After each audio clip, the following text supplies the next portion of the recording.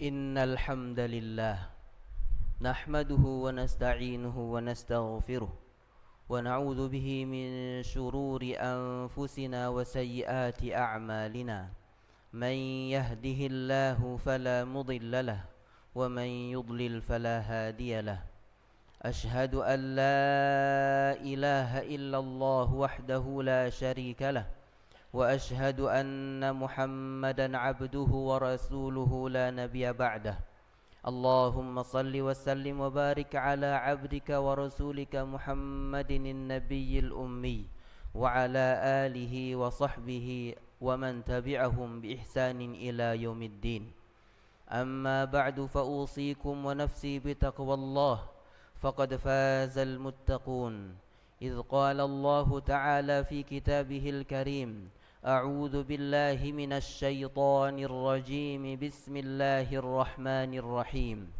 يا أيها الذين آمنوا اتقوا الله حق تقاته ولا تموتن إلا وأنتم مسلمون وقال في آية أخرى يا أيها الناس اتقوا ربكم الذي خلقكم من نفس واحدة وخلق منها زوجها وبث منهما رجالا كثيرا ونساء واتقوا الله الذي تساءلون به والأرحام إن الله كان عليكم رقيبا.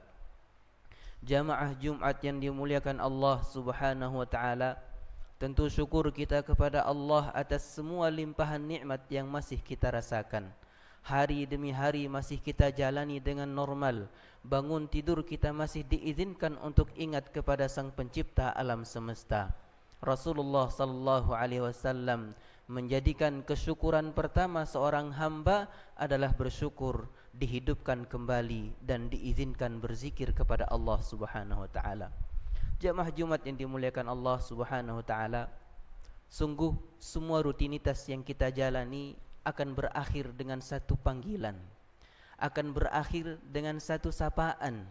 Apakah para malaikat akan memberikan selamat di saat ruh ini meninggalkan jasad? Apakah malaikat akan mengucapkan satu kalimat yang membuat semua kita menyesal karena semasa hidup kita jalani dengan banyak maksiat kepada Allah Subhanahu wa taala? Allah Subhanahu wa taala menjadikan istiqamah sebagai penentu akhir hidup manusia. Apakah istiqamah dalam ketaatan atau istiqamah sebaliknya dalam kemaksiatan yang hidupnya berakhir tanpa taubat?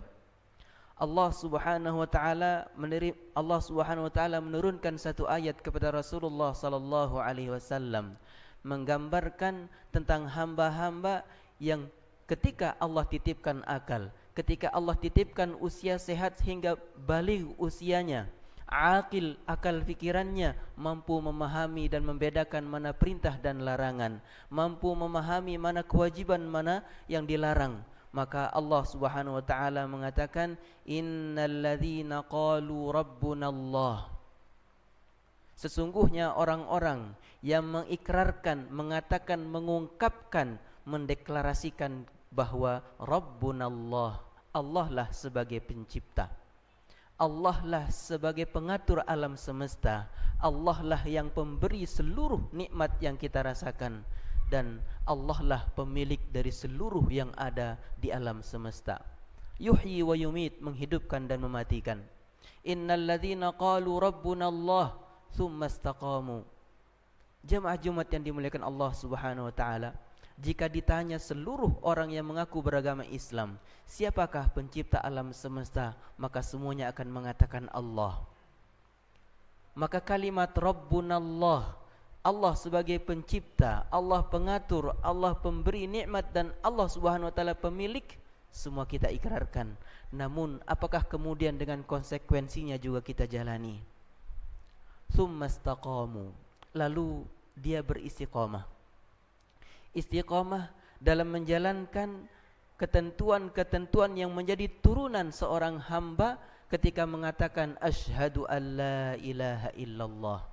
Berapa banyak di antara kita alhamdulillah rutin melakukan salat, rutin berjamaah, rutin menghadiri perkumpulan yang Allah Subhanahu wa taala tetapkan seperti Idul Fitri, Idul Adha.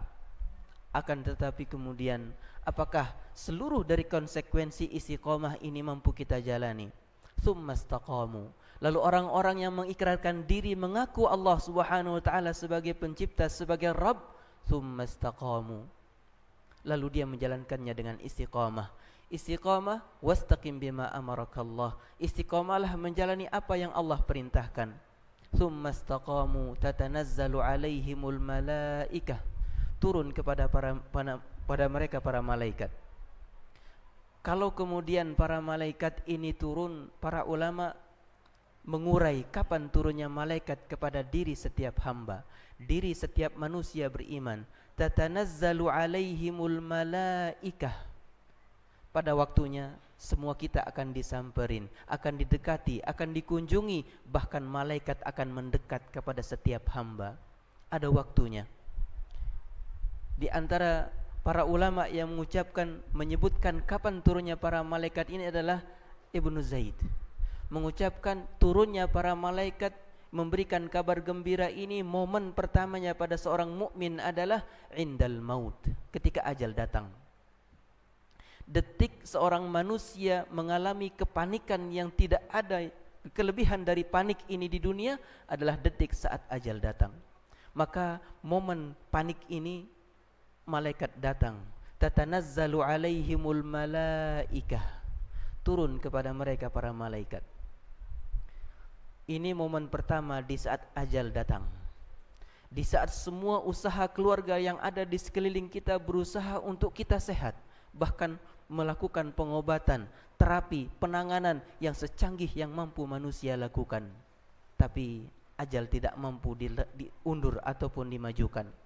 Maka momen pertama malaikat akan datang kepada kita adalah saat ajal datang.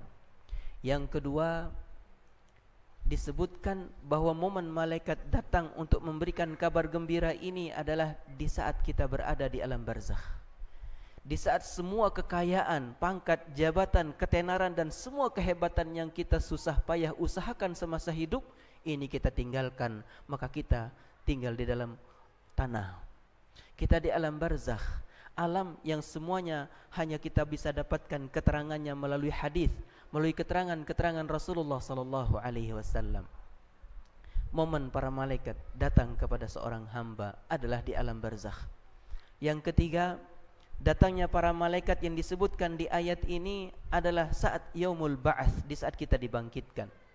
Di saat semua kemudian bangkit menyadari sesadar-sadarnya tentang kebenaran berita yang disampaikan oleh Rasulullah sallallahu alaihi wasallam.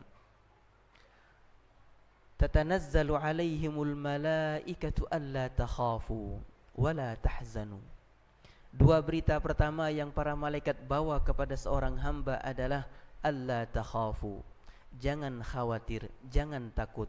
Al-khauf, semua kita hari ini bekerja, berusaha sebaik mungkin karena kita berpikir ada sesuatu yang mengancam di depan sana. Makan, minum kita, nafkah, rizki, hidup kita besok lusa. Maka segala sesuatu yang kita rasakan mengancam, yang kita bayangkan ini terjadi di masa yang akan datang, namanya khauf. Ketika usia semakin bertambah, setiap orang bisa dihinggapi rasa takut.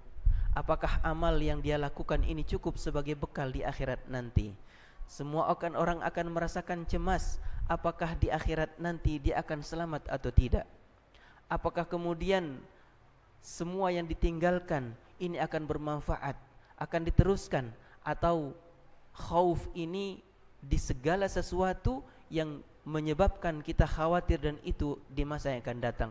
La khaufun fala takhafu, maka jangan takut. Wala tahzanu, al-huzn. Berita pertama adalah, yang kedua adalah wala tahzanu. Jangan cemas. Al-huzn untuk segala sesuatu yang pernah kita lalui, segala sesuatu yang telah lampau kita kerjakan, banyak hal yang kita sudah lakukan, banyak hal yang sudah pernah kita tinggalkan. Maka fala takhafu alla takhafu wala tahzanu. Jangan khawatir tentang sesuatu yang akan datang, jangan bersedih untuk sesuatu yang telah lampau. Dari ayat ini, kalau kemudian kita masih terhinggapi rasa cemas, kepada sesuatu yang akan datang, atau rasa sedih terhadap sesuatu yang telah lampau, maka ini menjadikan ciri bahwa masih ada keistiqomahan yang harus kita pupuk, ada keistiqomahan yang berubah, ada keistiqomahan yang mulai berkurang. Kalau kemudian setiap kita dengan masa lalu buruk, salat pernah kita tinggalkan, dosa-dosa pernah kita lakukan, begitu banyak kita menzalimi, bahkan dalam keluarga kita sendiri tanpa sadar, atau sadar maupun tidak, kita pernah menzalimi. Jika kemudian semakin dekat kita dengan ajal, dosa-dosa ini menggelayut, membuat kita terbayang, membuat kita cemas, maka kembalilah kepada istiqomah. Betul tidak semua kita faham detailnya agama Islam, namun setidaknya ada amalan-amalan yang ini menjadi pilihan untuk kita jadikan khabi'ah antara kita kepada Allah Subhanahu wa taala. Jika yang mampu dengan sedekah, maka sedekahlah yang dia istiqomahkan. Jika sehat Allah berikan, maka datang ke tempat untuk salat berjamaah, dia istiqomahkan. Jika kemudian masih mampu untuk silaturrahim, begitu banyak amalan-amalan yang Rasulullah sallallahu alaihi wasallam tuntunkan kepada kita, tsumastaqamu, untuk kita jadikan tempat kita beristiqomah. Maka fala alla takhafu wala tahzanu wa abshiru bil jannah. Ketika istiqomah ini kita jalankan, maka semua dosa yang telah lampau menjadikan kita tenang dikarenakan Allah Subhanahu wa taala menjanjikan ampunan, maka wala tahzanu, tidak perlu sedih dengan dosa-dosa yang lalu. Di saat hari ini, detik ini kita sadar, mari kita istiqomahkan satu dua amal yang mampu kita jaga agar tidak berubah lalu kita tinggalkan kembali. Jamaah Jumat yang dimuliakan Allah Subhanahu wa taala, rutin kita hadir setiap kali Jumat di tempat ini. Begitu banyak nasihat sudah berpuluh tahun kita dengarkan, maka jika setiap kali Jumat ada amalan, ada nasihat, ada mau'izah dari Al-Quran maupun hadis mampu kita amalkan dengan istiqamah, maka dengan itu kita berharap kitalah yang termasuk didatangi oleh para malaikat, tatanazzalu alaihimul malaikatu alla takhafu wa la tahzanu wa abshiru bil jannati allati kuntum tu'adun. Maka bergembiralah, tenanglah, dan kabar gembiralah untuk kalian atas surga yang sebentar lagi akan kalian masuki. Aqulu qawli hadza wastaghfirullaha li wa lakum min kulli dhanb istaghfiruh innahu huwal ghafurur rahim.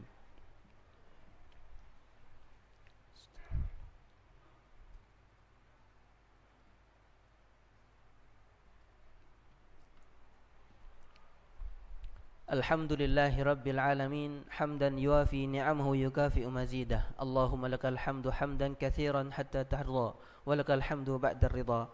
Allahumma salli wa sallim wa barik ala nabiyyina Muhammadin wa ala alihi wa sahbihi ajma'in. Amma ba'du, fa usikum thaniyatan bitaqwallah faqad fazal muttaqun. Jamaah Jumat yang dimuliakan Allah Subhanahu wa taala, pelengkap khutbah kedua ini ada hal rutin yang selalu kita lakukan setiap Jumat, di mana pernah dialami oleh sahabat yang bernama Suraik, di mana beliau datang masuk ke tempat masjid Rasulullah sallallahu alaihi wasallam sedangkan Rasulullah sedang khutbah. Kemudian Rasulullah dari mimbar yang mulia mengatakan, hal sallaita raka'atain, wahai fulan, sudahkah kamu salat 2 rakaat? Dia mengatakan belum. Qum fasalli farka' raka'atain, berdirilah lalu rukuklah 2 rakaat.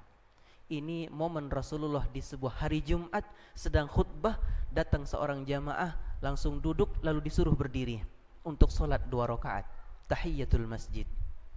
Kemudian Rasulullah mengakhiri kalimat ini, wala ta'ud limithli hadza, jangan ulangi seperti ini. Rupanya para ulama menjelaskan hadis ini, kedatangan kita ketika salat Jumat agar diusahakan sebelum khatib naik mimbar. Yang dimaksud Rasulullah sallallahu alaihi wasallam adalah utama salat 2 rakaat begitu kita masuk ke masjid. Dalam hadis, idza dakhala ahadukumul masjid fala yajlis hatta yarka' raka'atain. Jika seseorang di antara kalian masuk ke masjid, jangan duduk sebelum dia salat 2 rakaat, salat tahiyatul masjid. Namun kemudian di saat khutbah Rasulullah sallallahu alaihi wasallam sudah mulai, datang sahabat, dia belum salat 2 rakaat disuruh salat 2 rakaat, dan pesannya adalah limithli hadza wala ta'ud, jangan ulangi dengan seperti ini.